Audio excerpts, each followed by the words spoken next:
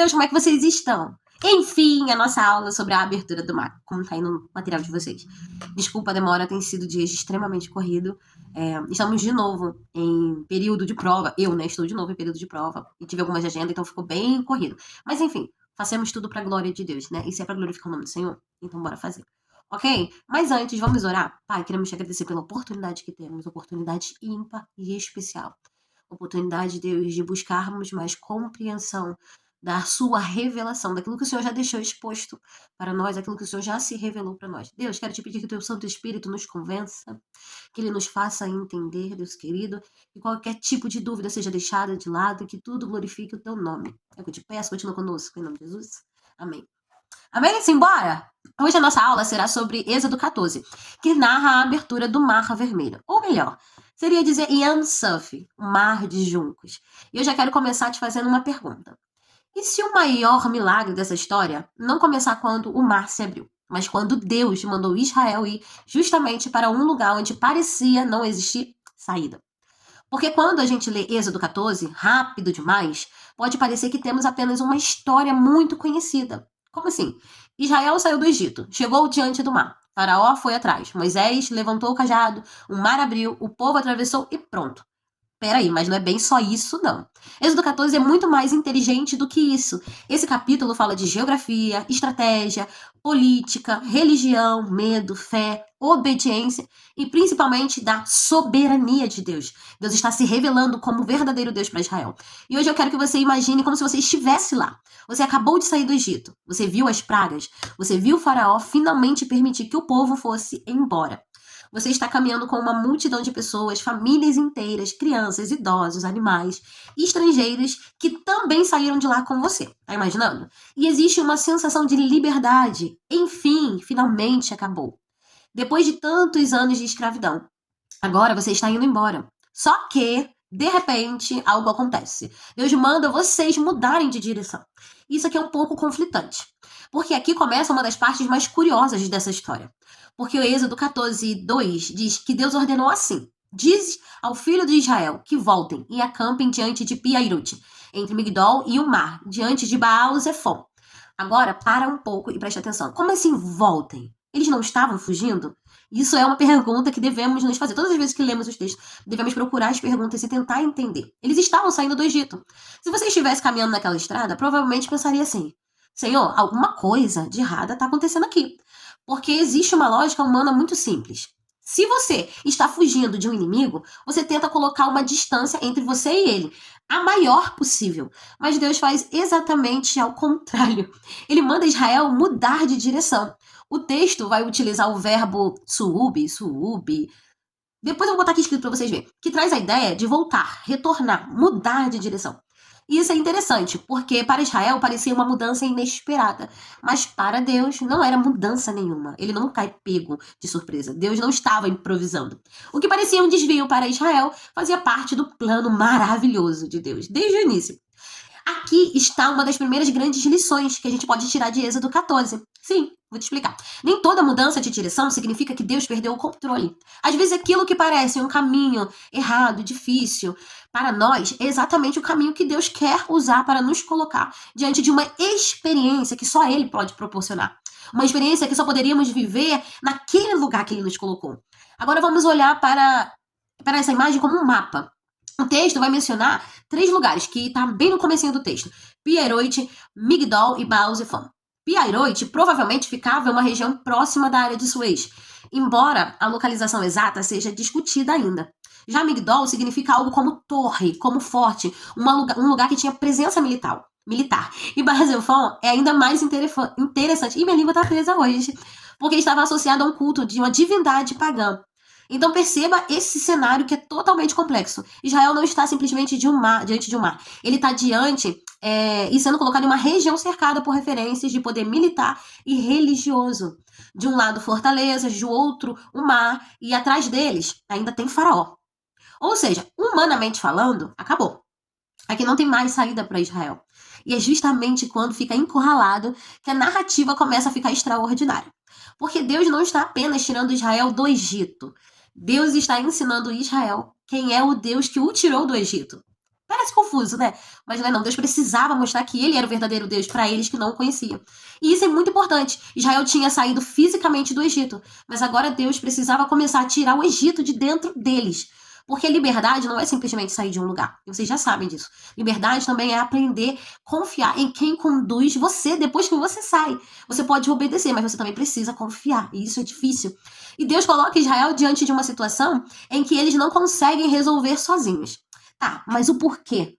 Porque se Israel encontrasse uma saída naturalmente fácil, depois eles poderiam dizer assim: a gente conseguiu. Mas Deus cria uma situação em que, quando a saída aparecer, ninguém vai poder dizer: foi a nossa estratégia, foi a minha força, foi a minha mão, foi porque a gente é destemido, foi por causa do nosso exército. Não. Foi por causa da nossa inteligência. Não, nada disso. Deus pensou em tudo. A história inteira aponta para uma conclusão. Foi Deus. Essa é a conclusão. Agora imagine essa cena. Israel está acampando. O mar está à frente. O exército egípcio começa a aparecer lá longe, mas está aparecendo. Primeiro, talvez sejam só poeira. Depois, você começa a perceber cavalos, barulho de cavalos, carruagem, soldados, essas coisas que vão começar a causar medo no povo de Israel. Então, aquela multidão que estava comemorando a liberdade percebe uma coisa: Faraó mudou de ideia. Agora os princípios, agora a certeza que eles tinham começa a se abalar. O texto diz que Deus endureceu o coração de Faraó. Isso também precisa ser entendido dentro da narrativa. Faraó representa um grande poder político, militar, econômico do Egito. Ele não está simplesmente perseguindo um grupo de escravos. E ele entende isso. Ele está tentando reafirmar a sua autoridade. Por quê? Se Israel vai embora, a mensagem que ele passa para o Egito é a seguinte: Faraó não conseguiu impedir o Deus de Israel. E por isso, a perseguição começa a acontecer. E aqui existe outra ironia. O mesmo Faraó que acreditava estar indo atrás de um povo indefeso, estava, na verdade, entrando exatamente no cenário que o próprio Deus tinha preparado. Faraó pensava assim: eles estão perdidos? Mas Deus estava dizendo: não, não estão não. Eles estão exatamente onde eu quero que eles estejam. E talvez isso seja uma das frases mais importantes de toda essa aula. Aquilo que parecia uma armadilha para Israel era, na verdade, um palco da manifestação da glória do nosso Deus. Agora pense naquele povo. Eles não reagem como uma grande declaração de fé, que nem a gente quando está diante de um grande problema. Eles entram, na verdade, em pânico. E, sinceramente, isso é muito humano, isso é bem compreensível. Eles olham para trás, vem Faraó. Olha para frente, tem o mar. E começam a reclamar com quem? Com Moisés. Sempre sobra para Moisés. Em outras palavras, era melhor ter ficado no Egito. Sim, e eles deixam isso bem claro, bem nítido. Tá, mas perceba a contradição. Eles tinham acabado de sair da escravidão, mas diante do medo começaram a romantizar o lugar de onde Deus havia os tirado. E isso acontece muito com quem? Comigo, também sei que com você. Quando o futuro assusta, o passado parece ser mais confortável. Mesmo quando o passado já nos machucou demais. Tá, mas por que a gente age dessa forma? Porque o conhecido, mesmo que ruim, parece menos assustador do que o desconhecido. Israel estava livre, mas ainda precisava aprender como viver sendo um povo livre. E Moisés vai responder eles diante de tudo isso. Só que então Deus faz algo surpreendente. Deus não diz, na verdade, voltem para o Egito. Também não diz, esperem até tudo ficar bem ou até tudo ficar confortável. Deus diz para eles, avancem. E aqui está uma das cenas mais impressionantes de Êxodo 14. Avancem. Tá, Michele, avançar pra onde? Pra onde? Se pra frente é o mar, avançar é pra frente, não dá pra ir pra trás. Mas pra onde se na frente tá o mar? É aí que a gente pode entender que a fé bíblica não é fingir que o problema não existe. A fé é simplesmente obedecer a Deus mesmo quando o problema continua distante dos nossos olhos. O mar continuava ali, ele não se moveu. O exército continuava lá atrás vindo. Mas Deus havia já ordenado, dado uma ordem, já falado com eles. E aqui existe uma diferença enorme entre dizer, eu acredito que o mar vai abrir, e dizer, eu vou caminhar porque Deus mandou. E essa segunda atitude é a obediência. E é isso que Êxodo 14 coloca diante de nós. Agora a gente chega no coração do milagre. O texto vai falar de um vento forte, oriental, soprando durante a noite. E aqui, no nosso material, eu vou deixar bem explícito para vocês uma questão fascinante. Existem estudos sobre dinâmica dos fluidos que mostram ventos fortes soprando durante determinados períodos e em determinadas condições geográficas, que podem provocar o afastamento temporário de grandes massas de água, fenômenos conhecidos como wind setting down. Eu não sei se está certo, né? Mas daqui a pouco botam vocês também. Isso não significa que a ciência tenha provado ou aceitado o milagre. Essa distinção é importante, porque a ciência pode discutir se um fenômeno físico semelhante seria possível em determinadas condições. E aqui cabe dentro desse contexto. Mas o texto bíblico está interessado em algo maior, não só explicar como aconteceu, mas em quem estava conduzindo aquele acontecimento. A ciência quer saber como, e a Bíblia mostra quem. Porque mesmo quando Deus utiliza de água, vento, elementos naturais, isso não vai diminuir o milagre que ele fez. Pelo contrário, a pergunta que fica é como a água se moveu. Isso é um grande porém para a ciência, mas ele já tem uma resposta para isso. Só que a gente precisa buscar essa resposta. Quem determinou que aquele vento soprasse naquela hora, naquela direção e para aquele propósito? E aí a gente entra em uma discussão fascinante, porque existe uma expressão muito conhecida, a expressão do Mar Vermelho. E como eu já disse para vocês, o hebraico vai usar o termo Yansaf, que tradicionalmente é entendido como Mar de Juncos. Isso gerou muitas discussões sobre a localização exata da travessia, porque agora está detalhado, né? Existem diferentes propostas ao longo da história. Alguns pesquisadores relacionam o episódio à região dos lagos e áreas próximas ao atual Golfo de Suez. Outras interpretações propõem regiões mais ao sul ou até áreas relacionadas ao Golfo de Acaba.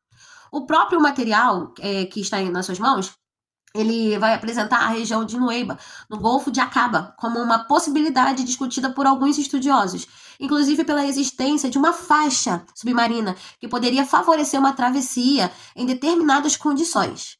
Agora, existe uma outra coisa muito curiosa. Existem relatos de estruturas semelhantes a rodas e eixos que foram encontrados debaixo de águas, associados por alguns pesquisadores a carruagens egípcias. A pergunta que nos fica, e aí, será que isso é uma prova do que a Bíblia descreve em Êxodo 14? Muita gente diz que a gente não pode, muitos pesquisadores falam que a gente não pode afirmar que isso é uma prova para Êxodo 14, mas eu acredito que sim. E você? O que você pensa acerca disso? Depois dá uma pesquisada melhor para vocês verem as imagens. Mas voltando para a narrativa, porque enquanto a gente está discutindo isso, localização, geografia e arqueologia, Israel ainda está diante do mar. Então o vento começa a soprar durante a noite, durante toda a noite. A água vai começar, por causa da constância e da força, vai começar a recuar. E aquilo que parecia uma barreira começa a se transformar em um caminho. Poderoso demais. Porque Deus não simplesmente remove aquele obstáculo. Ele transforma o obstáculo em um caminho. Só Deus faz essas coisas. Só Ele faz isso. O mar que deveria impedir Israel de avançar agora se torna justamente o caminho por qual Israel vai passar. Aqui existe uma imagem teológica bela demais. O que era barreira se torna estrada. O que parecia fim se torna começo. O lugar onde Israel pensava que morreria se torna um lugar onde Israel descobriria que estava nascendo como um povo. E o texto descreve algo impressionante. Tá, Michele, como assim? Israel atravessa em terra seca. As águas ficam como paredes, à direita e à esquerda. Imagina isso. Consegue imaginar isso? Quão louco foi para aquele povo passar por aquele caminho? Você está andando no meio de algo que até poucos minutos antes era impossível atravessar. E de cada lado existe águas. Imagina o medo. Atrás deles, Faraó. Tá, à frente tem a liberdade. Mas as paredes de água, o caminho, o cenário, gente, muita loucura. É como se Deus estivesse dizendo: eu não vou apenas tirar você do Egito. Eu vou fazer você atravessar aquilo que nunca conseguiria atravessar sozinho. E então acontece uma das maiores ironias de toda essa narrativa. Faraó entra onde? No caminho que não era dele. Mas por quê? Porque aquilo que Deus abriu para Israel não significava que qualquer um ou qualquer pessoa poderia atravessá-lo da mesma maneira. Israel atravessa pela fé e pela obediência a Deus. Faraó entra movido pela arrogância, pela perseguição. O mesmo caminho que representa a salvação para um se transforma em juízo para outros. Nossa, isso aqui já dá uma grande reflexão, hein? Mas quando chega amanhã, lembra que eu falei que soprou durante toda a noite? Agora de manhã as águas retornam e o exército egípcio é derrotado. O contraste é gigantesco. De um lado, Israel, aparentemente fraco, mas protegido pelo todo-poderoso Deus. Do outro lado, Egito, militarmente poderoso, mas incapaz de vencer o Deus de Israel. Glória seja dada ao seu nome, Jesus. E é justamente aqui em que Baal-Zefão volta à nossa história. Porque não é por acaso que o texto vai mencionar esse lugar, vai falar sobre esse nome. Estamos diante de uma espécie de confronto teológico. Não é simplesmente Israel contra o Egito. É também Yahvé contra os deuses que eles julgavam ser poderosos no Egito. É Deus contra os deuses pagãos. O Deus de Israel não está limitado por território, não está limitado pelo mar, não está limitado pelo poder de Faraó, não está limitado pelos símbolos religiosos daquela religião. Ele dominava a natureza, ele domina o mar, ele domina a natureza, domina o mar, domina a história, domina os reis, domina aquilo que as nações consideravam invencível. Esse é o nosso Deus. E isso é o que alguns teólogos chamam de mitologização. Mitologização. Acredito que é essa palavra. A narrativa não precisa aceitar todos os mitos religiosos daquele ambiente. Deus não vai aceitar. Ela apresenta Yahvé como soberano sobre aquilo que outras culturas temiam ou adoravam. Um mar que poderia representar caos e ameaças torna-se instrumento de salvação. E isso é maravilhoso. Porque Deus não precisa destruir aquilo que nos assusta para provar que ele é Deus. Às vezes, ele simplesmente transforma aquilo que nos assusta em instrumento para nos conduzir. Agora pensa junto comigo. Tem um significado para esse acontecimento em Israel. Israel não saiu do Egito apenas como um grupo de escravos, de fugitivos. Depois do êxodo, Deus marca um novo início para eles. Israel começa a se perceber como um povo. E a travessia do Yam Suf se torna um dos grandes momentos dessa identidade.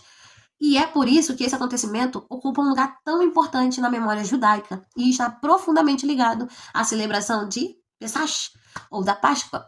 A celebração da libertação não ficou lembrada apenas como um dia que Deus tirou o povo sofrido do Egito, mas agora se tornou comemoração, um dia em que Deus mostrou quem ele era, um dia que ele se revelou para esse povo que ainda não conhecia. E essa diferença é enorme, porque uma coisa é receber uma bênção, outra coisa é você descobrir o Deus que está por trás dela. Não é que eles não o conheciam de ouvir falar, eles ouviam os pais falando, mas eles ainda não tinham tido uma experiência com Deus. Eles precisavam mostrar que ele era o único e verdadeiro, ok? Parecia um caminho aparentemente mais simples, né?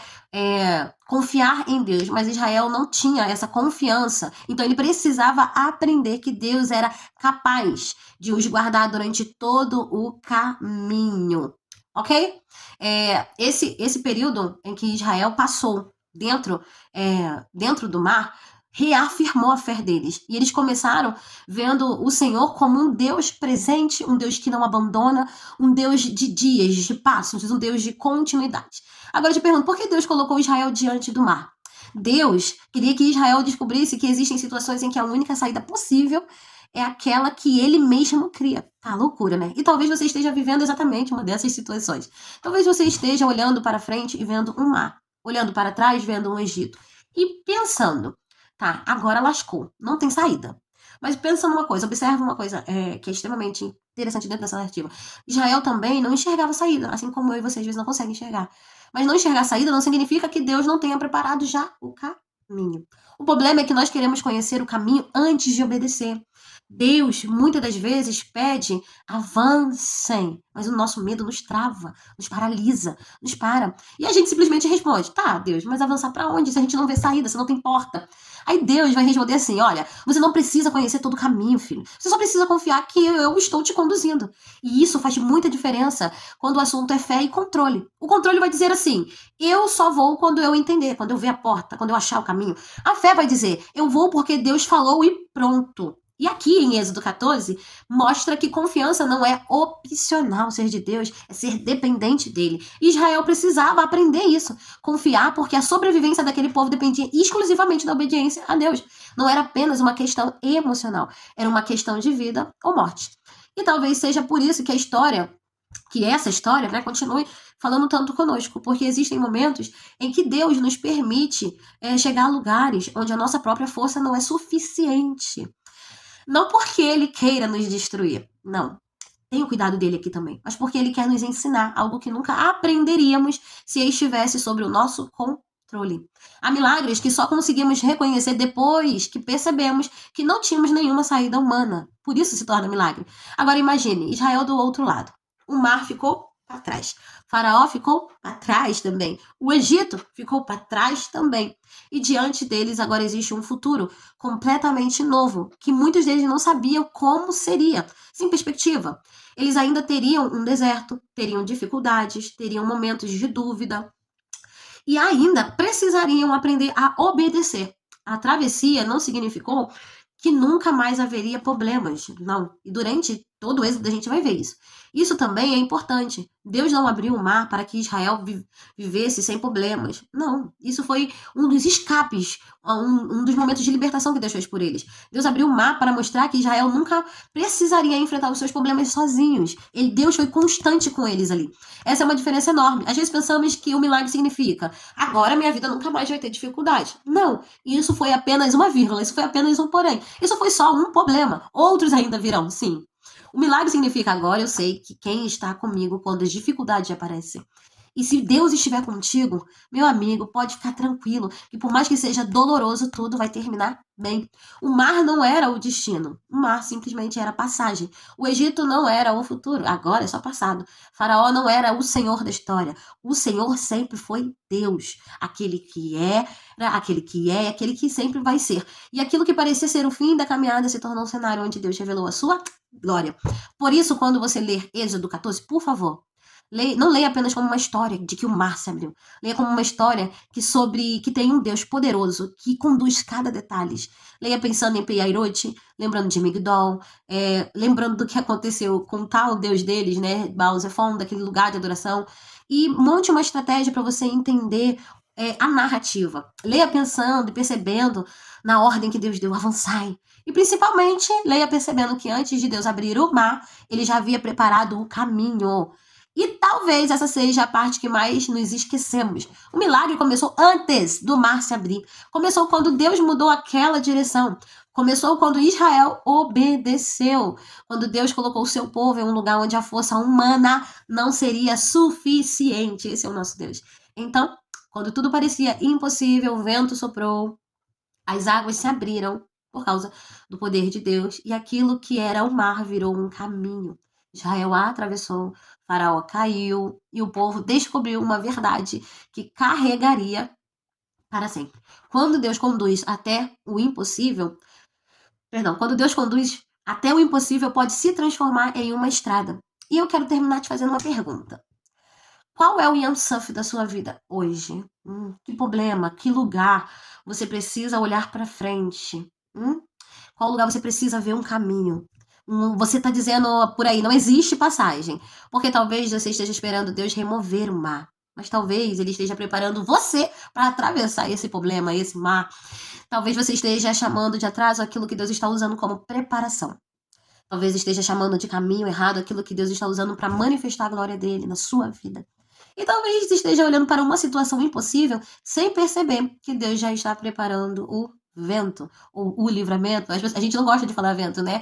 Mas Deus usou um vento para abrir o mar para o povo de Israel passar. Então guarde isso. Nem todo caminho difícil é um caminho errado. Nem toda mudança de direção é perda de propósito. Ah, meu Deus. Quantas pessoas Deus já fala, sai daí, sai daí, sai daí, a pessoa não quer sair. Deus só tá mudando o propósito. E nem todo mar diante de você é o fim da caminhada. Às vezes é exatamente ali, onde você não consegue mais confiar em sua própria força, que Deus começa a mostrar o quê? Que a salvação vem só dele.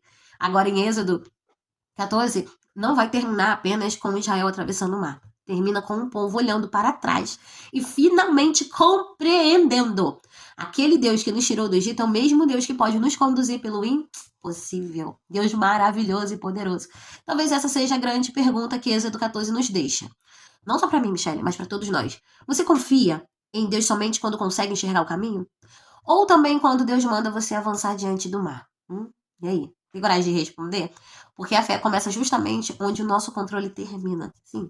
E às vezes o lugar que parece ser o fim é exatamente o lugar onde Deus está prestes a abrir um novo caminho. Beijo, beijo. Espero que a aula tenha sido bastante interessante para vocês. E é interessante porque é um texto bem conhecido. Todo mundo conhece essa história. Todas as vezes que você vê no texto bíblico, que ele vai citar nomes, investigue os nomes, procure entender os nomes que estão ali, nunca é sem motivo.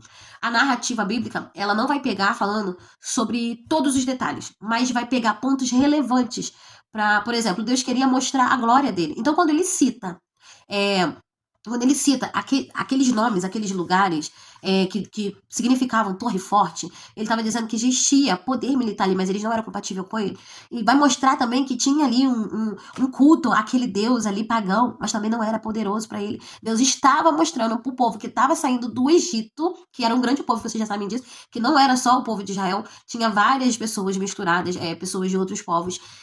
Deus vai estar mostrando para eles, ali em específico, que ele era o verdadeiro Deus. Eles estavam sendo um ambiente pagão e Deus precisava se estabelecer como único, verdadeiro diante deles. Ok? Beijo, beijo. Que Deus abençoe extremamente o seu dia. Fica com Deus. Paz.